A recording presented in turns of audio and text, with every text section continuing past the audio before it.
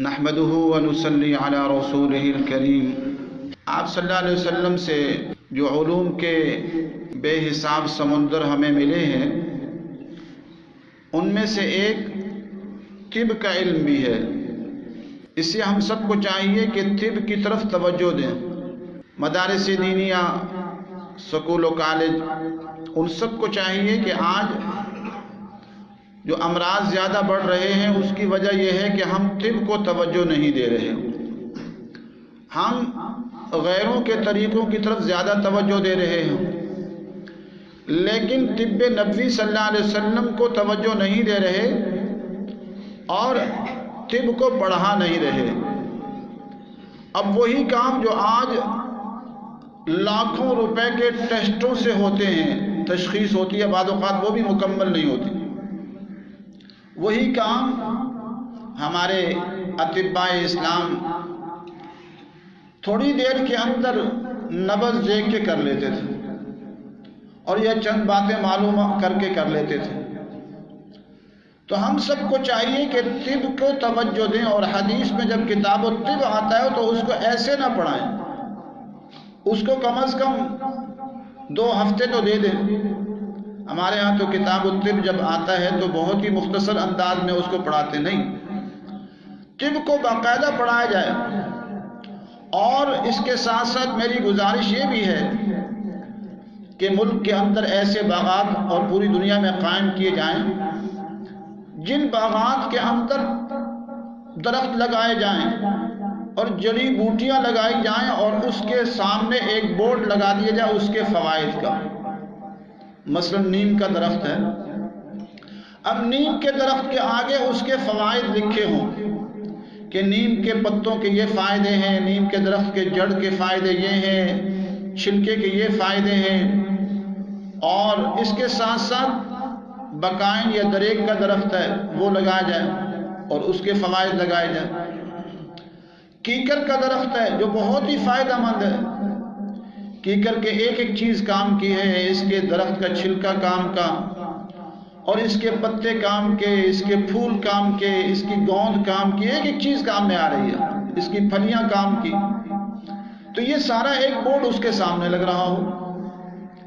ایسے ہی اور بہت سارے مثالہ جات ہیں، تو مثالہ جات کو لگا کر ان کے آگے بھی ان کے فوائد لکھ دیے جائیں، تو لوگ ان باغوں میں آئیں اور آ کر سیکھیں کہ یہ چیزوں کے کیا کیا فائدے ہیں۔ اور نرسری والوں سے بھی گزارش ہے کہ نرسریوں میں جو جو پودے ہیں ان پودوں کے بارے میں تھوڑی معلومات لکھ کر کمپیوٹر کے ذریعے سے چھاپ دیں، اور جس کو جو درخت دیں، مثلا الائچی کا پودا دے رہے ہیں تو الائچی کے پودے کے ساتھ اس کے فوائد بھی دے دیں اور اس کی کیسے پرورش کرنی ہے۔ اور ایسے ہی دیگر جو بہت سارے درخت ہیں، جب وہ دیے جائیں، پودے دیے جائیں تو ان کے فوائد ساتھ کاغذ پکڑا دیے جائیں۔ ایسے جو مسالہ جات بیچتے ہیں ان سے بھی گزارش ہے جو مسالے بیچے تو مسالوں کے ساتھ مسالوں کے فوائد چھپوا لیں۔ مثال کے طور پر دار چینی کے کیا فوائد ہیں ایک کاغذ پر لکھے ہوئے ہوں، ساتھ پکڑا دیں۔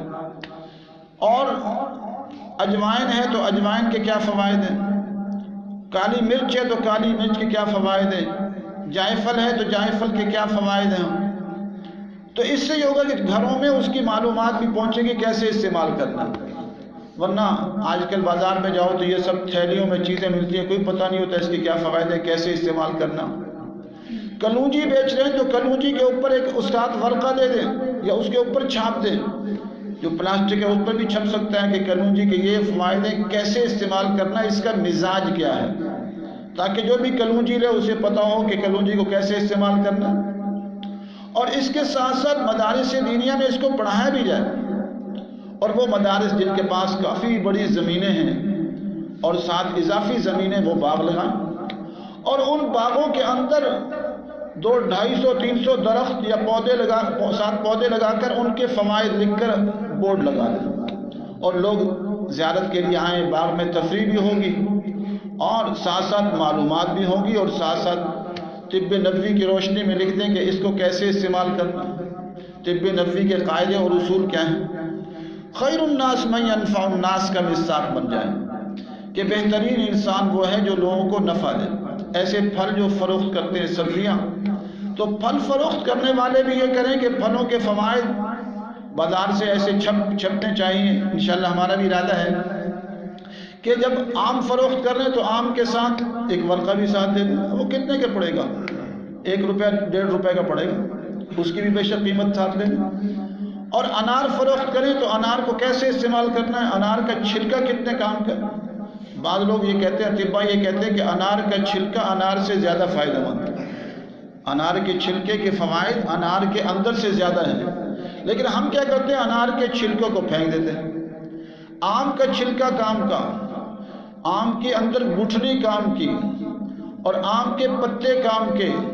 اب کتنے درختوں کے پتے ہیں اور وہ ضائع ہو رہے ہیں، ہمیں علم ہی نہیں ہے. تو قوم کو یہ علم پڑھایا جائے. یا بڑے بڑے ہسپتال ہیں جہاں صرف ٹیسٹوں کی ابتدائی جو فیس ہوتی ہے وہی 25,000 سے 30-40,000 50,000 پر پہنچ رہی ہے. غریب بیچارہ کرے تو کیا کرے؟